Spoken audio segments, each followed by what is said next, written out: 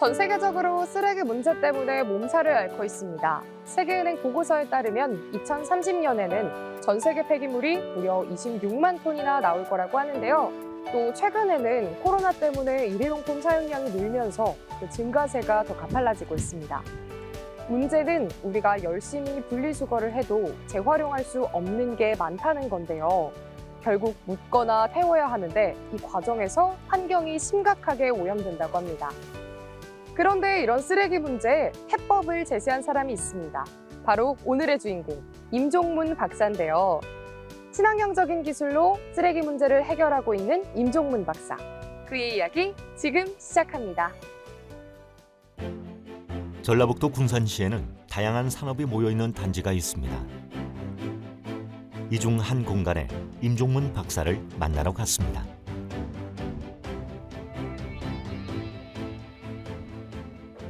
안녕하세요. 네, 임종문 박사님이 누구신가요? 네, 안녕하세요.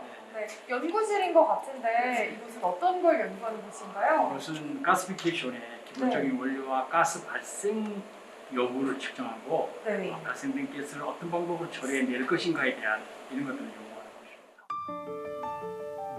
우리의 삶과 떼어낼 수 없는 쓰레기. 특히 가연성 쓰레기를 태울 때면 유해가스, 미세먼지 등 환경오염이 상당합니다. 임종문 박사는 이를 마치 없었던 일로 만드는 방법을 연구한 겁니다. 미래 세대를 위한 마음이 그 시작이었죠. 물을 데피고 있는 속도하고 탱크에 들어가는 속도하고 잘 맞아야 돼요. 이 잘 안 맞으면 수증기만 증발하게 돼요. 그런 아주 악순환이 계속되고 효율이 안 맞아요. 그래서 물이 이를 배전한 후에 15도가 떨어지게 돼 있는데 그 15도를 몇 초 안에 데피느냐가 승부수거든요. 그래서 온실안의 온도를 유지해야 되기 때문에 항상 그 밸런스를 잘 유지할 수 있는 사용 분야는 거의 가장 생명이라고 생각합니다. 쓰레기는 다시 사용하는 재활용, 땅에 묻는 매립형, 불에 태우는 가연성으로 나눌 수 있습니다. 매립할 경우 하천과 지하수 오염, 대기 오염, 토양 오염을, 소각할 경우 악취, 먼지, 다이옥신 등 유해물질 배출로 환경오염을 유발시킨다는데요. 이를 해결할 수 있는 방법을 개발한 사람이 임종문 박사인 거죠. 그의 기술은 전라북도 남원의 한 농장에서 이미 활용하고 있습니다. 농작물이 자라고 있는 넓은 비닐하우스. 여기서 필요한 연료는 쓰레기로부터 나온다는데요. 바로 이 장치 덕분입니다. 이 속에선 어떤 일이 벌어지는 건지 물어봤습니다.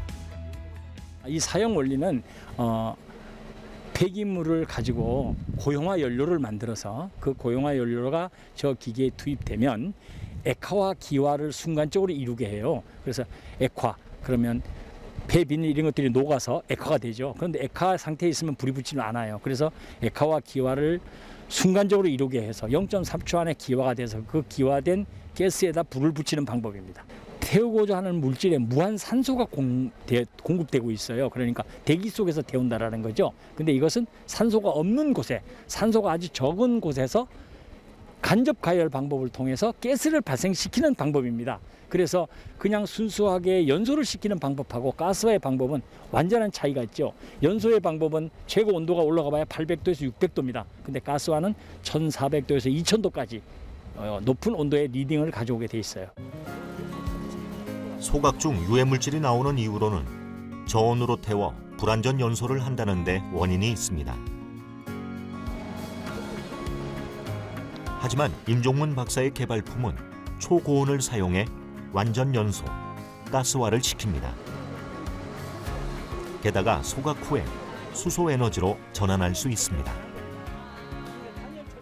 쓰레기를 처리하는 방식에는 두 가지가 있다고 들었습니다. 네. 일반 소각 방식과 가스화 방식. 이 두 방식의 차이점은 무엇일까요? 네, 일반 쓰레기 소각의 방법은 쓰레기를 정리할 때 다량 산소에 노출될 수 있도록 쉽게 말하면 우리가 가정에서 쓰고 있는 난로와 똑같은 그런 형식이 네. 소각로의 형식인 것입니다. 네. 그래서 거기에서 발생하는 분진이나 오염이나 냄새들을 화학적 구조에 의해서 정리하는 방법이 소각로의 방법입니다. 네. 그리고 소각로로 운전하고자 하면 높은 운전 비용을 필요로 해요. 그래서 지금부터 약간 10년 전서부터 독일이나 선진 국가들이 정말로 이 쓰레기를 어떤 방법으로 처리하는 것이 가장 친환경적으로 네. 정리할 수 있겠는가를 생각한 나머지 탄소, 또 뭐 가스화, 네. 뭐 저온가스와 고온가스와 많은 이런 이론과 학설들이 나와 있습니다. 그래서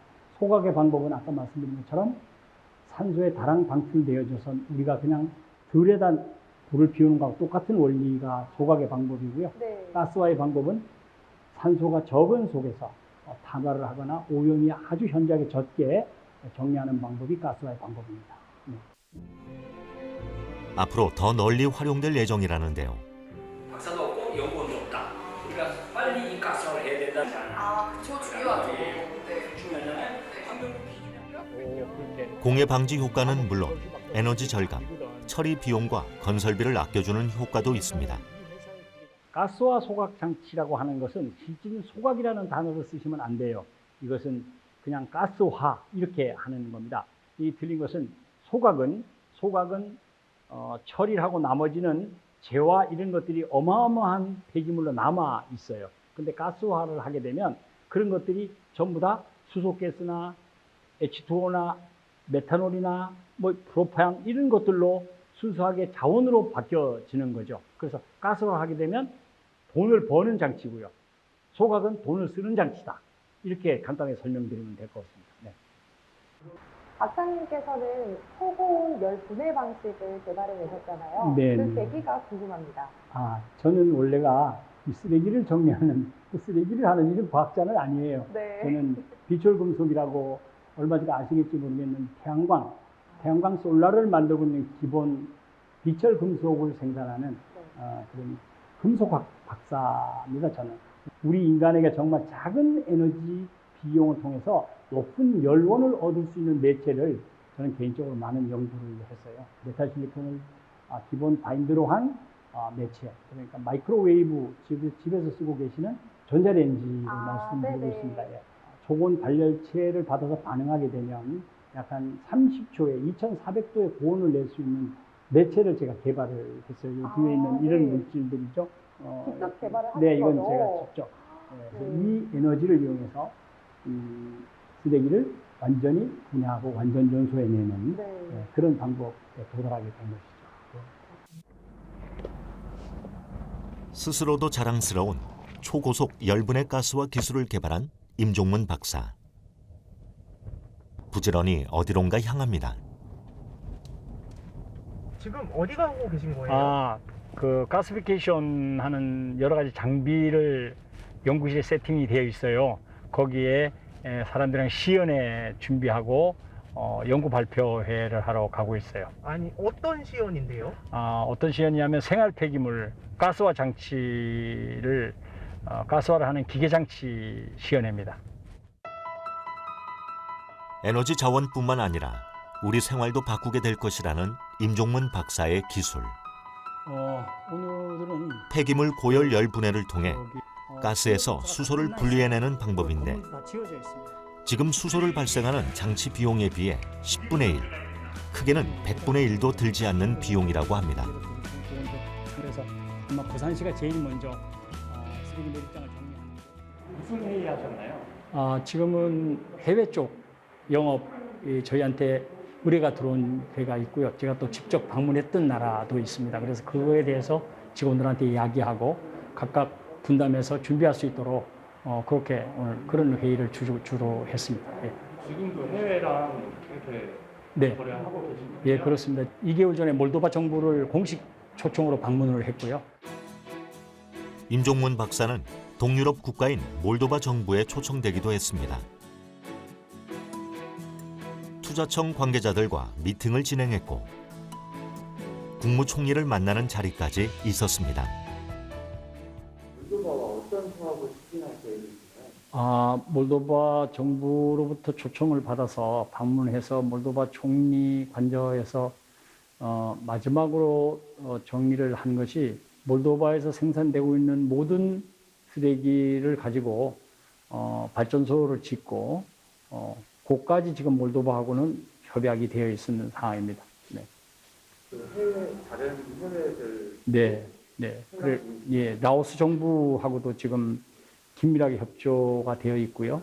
그다음에 베트남에도 지금 많이 연결이 되어 있습니다. 그래서 베트남은 지금 토목공사가 약 한 20% 정도 진행되고 있고요. 지금 라오스는 이제 다음 달쯤 4월 한 중순경에 라오스 대통령과 관저 국회의원들과 함께 세심한 프로젝트를 통해서 MOU를 하는 것으로 잠정적으로 약속을 하고 있습니다. 무엇이든 관심이 있는 만큼 더 보이는 법입니다. 상온에서 부진 것밖에 열이 안 난다는 것은 이거는 획기적인 기술의 전환입니다. 임종문 박사의 가스와 기술은 환경의 소중함과 어깨를 나란히 하며 퍼져나갔고 같이 손을 잡고자 하는 사람들이 몰려들고 있습니다. 아주 소중한, 그리고 여기다가 마이크로웨이브를 장착하게 되면 이거보다 10분의 1로 줄어들어요. 맞죠? 그러면 현재 지금 이 부분에 노즐이 지금 들어가 있는 겁니까? 여기는 이 부분엔 저기에 보면 노즐이 들어있고요. 그 노즐이 들어있고 이거는 에어입니다. 산소 공급량으로 불의 온도를 조정하게 되어 있어요. 액상과 기화를 동시에 이루게 하는 원리를 바탕으로 환경 파괴의 주범 쓰레기가 수소 에너지로 변하는 마법이 일어납니다. 임종문 박사와 협업을 하게 된 이유가 있을까요? 저희 회사는 정밀 코팅 기업입니다. 정밀 코팅 기반의 다양한 첨단 소재를 생산하고 있는데요. 저희 회사에서 주로 사용하는 기초 소재가 플라스틱 필름입니다. 이 플라스틱 필름이 매월 상당한 수량의 폐기물이 발생이 되고 있는데 이 폐기물을 자원화할 수 있는 그런 방법은 없을까, 이런 부분들을 항상 고민해 왔었는데 임종문 박사의 가시피케이션 기술은 이런 생활 쓰레기, 그다음에 산업 이런 폐기물들을 근본적으로 자원화할 수 있는 그런 기술이라고 생각을 하고 있습니다. 그런 차원에서 저희 회사도 관심을 갖게 됐고요. 최고 기술 위원을 있는 임종문 박사입니다. 반갑습니다. 저희 회사가 오늘 들고자 하는 설명은 어떤 대단한 것, 세상에 없는 것, 그런 거 설명드리고자 하는 것은 아닙니다. 저희 회사가 지금 설명을 드리고자 하는 것은 우리가 먹고 버리는 생활 쓰레기를 어떠한 방법으로 정리해야 될 것인가 하는 것입니다. 우리나라는 2018년 자원순환법이 발효되면서 매립 소각 비용이 큰 폭으로 올랐습니다. 매년 2~3배에 달했는데요. 이 같은 문제는 세계 여기저기서도 발생하고 있습니다. 매립 부지와 소각 시설이 부족하기 때문인데요. 하지만 불완전 연소에 따르는 환경 오염도 골칫거리가 아닐 수 없습니다. 그렇게 기존 폐기물 처리 방식의 대안을 찾던 중 접하게 된 것이 임종문 박사의 기술입니다. 직접 본 소감이 어떻게 되실까요? 네, 저희 나라에도 지금 동일한 어떤 기술력으로 홍보하는 회사도 많고 꽤 많은 기술이 발전을 해가고 있는 걸 아는데 이렇게 직접 제작하고 시연하는 모습을 보니까 앞으로 향후 기술력이 발달이 된다면 굉장히 많은 도움이 되고 해외 수출에도 도움이 될 거라고 기대를 하고 있습니다. 그리고 향후에 이 기술력이 이대로 계속 발전화되고 좀 더 공식화된다면 저희들이 예측할 수 있는 환경이나 경제적 가치에 기대한 영향을 미칠 거라고 그렇게 예상을 하고 있습니다. 저희 회사에서도 해외 진출에 많은 도움이 될 거라고 예상이 됩니다. 게다가 환경 파괴의 주범 쓰레기가 수소 에너지로 변하는 마법이 일어나는 겁니다. 들어갈 땐 세상에서 가장 쓸모없는 존재였지만 나올 땐 가장 필요한 존재가 돼 나오죠. 임종문 박사는 이 순간이 늘 경이롭습니다.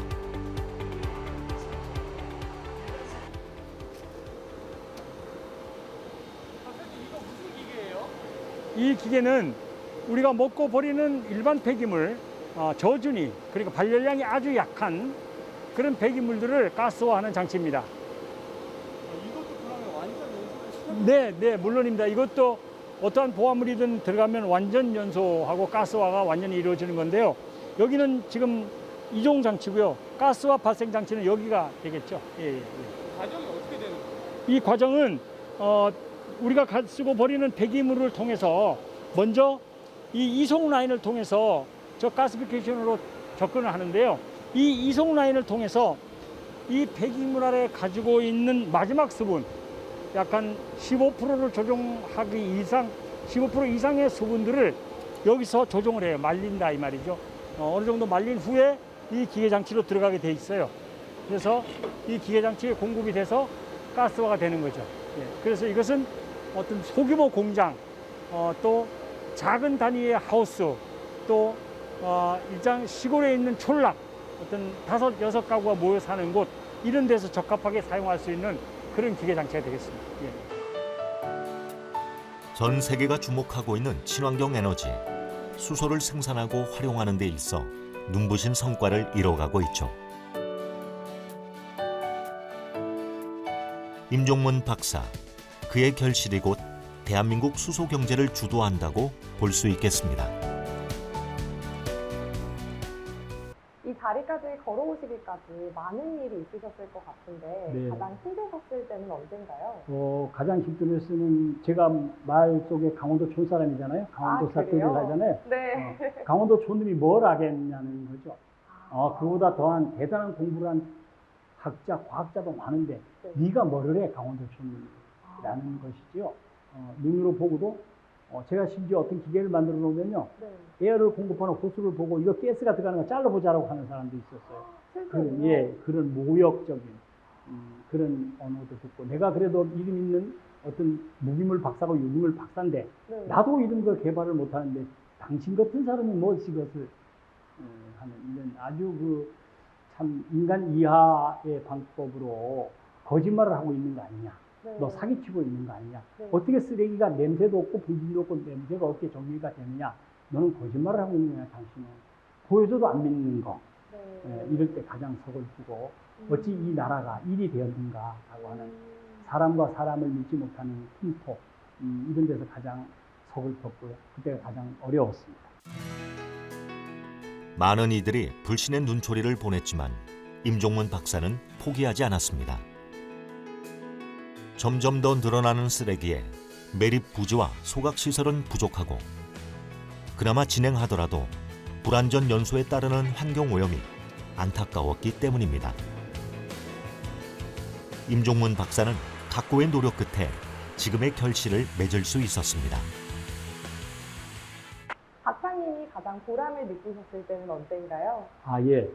제가 가장 보람을 느꼈을 때는 시골 농촌을 방문했잖아요. 네. 그럼 시골 농촌에 돈이 없어서 뭐 오일시대에 이렇게 석유 난로도 띄울 수가 없고 난방을 못 하잖아요. 네. 거기에 제가 작게 이렇게 작게 쓰레기를 처리해서 가스와 아까 보셨잖아요. 소요. 네. 그런 것들을 만들어서 에너지원으로 이렇게 쓸 수 있도록 해드렸을 때 그 해 농사를 잘 지어서 저한테 농작물을 소포로 보내주셨을 때 그래요? 제가 그것을 받아봤을 때 내가 참 잘했다.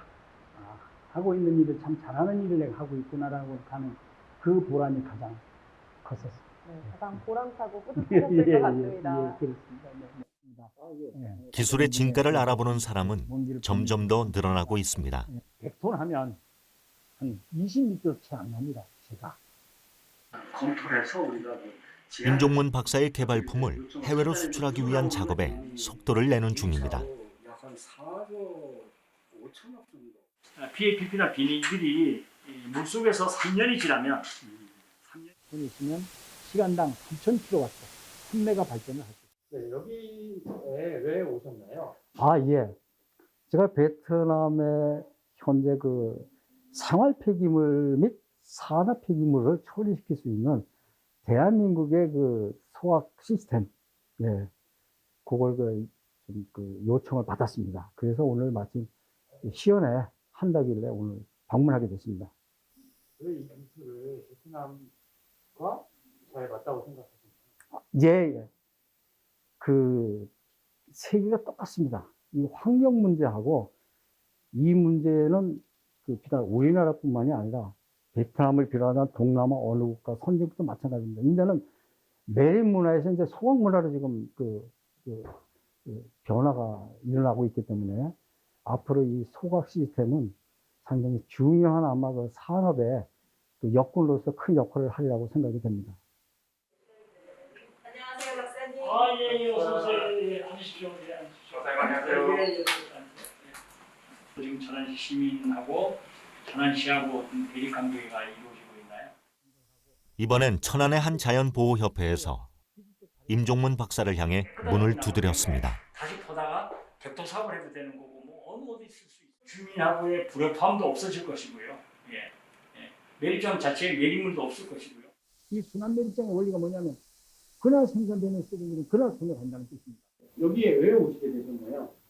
네, 현재 시에 매립장 건립 문제로 주민들이 데모 중인데요. 어떤 효과적인 방법이 없을까 고민하던 중에 알게 되어서 직접 보러 왔습니다.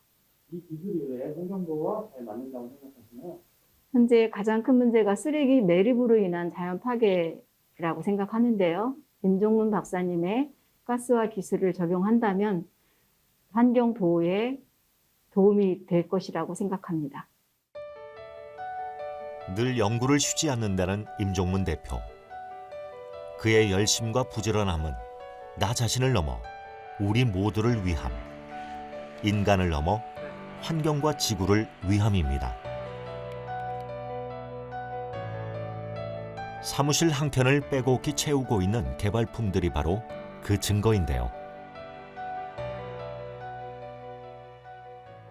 앞으로의 계획이나 포부에 대해서 말씀해 주시죠. 전 세계적으로 아직까지 기후 환경, 기후의 온도를 낮추는데 어떠한 학문이 필요하며 어떠한 기술이 필요한 것인가에 대한 실질적인 연구를 하는 학교가 아무데도 없고 연구기관이 없어요. 그래서 저는 작게나마 어떤 부분이 성공을 한다면 그런 전문, 정말 이 지구의 온도를 낮출 수 있는 기술, 그런 기술이 많은 돈을 들이는 것이 아니고 정말로 저비용으로 지구를 낮출 수 있고 지구의 온도를 낮출 수 있고 우리가 다시 돌아가는 지구의 생명을 다시 돌릴 수 있는 이런 학문을 연구하는 그런 작은 학교라도 그런 학교를 하나 차려서 이렇게 알리고 가르치고 그 후에 생을 마감했으면 가장 좋겠다고 생각합니다. 글로벌 리서치 기관 스테디스타에 따르면 2027년 전 세계 폐기물 에너지 시장 규모는 우리 돈으로 무려 약 60조 원까지 성장할 것이라고 합니다. 그만큼 쓰레기를 활용하는 기술은 앞으로의 전망이 더 밝은 사업인데요. 자꾸만 늘어나는 골칫덩이 쓰레기를 수소사회 효자템으로 바꿔주는 사람이 임종문 박사입니다. 그가 만든 착하지만 강력한 열분의 기술을 등에 업고 몰라보게 깨끗해질 지구를 기대해 보겠습니다.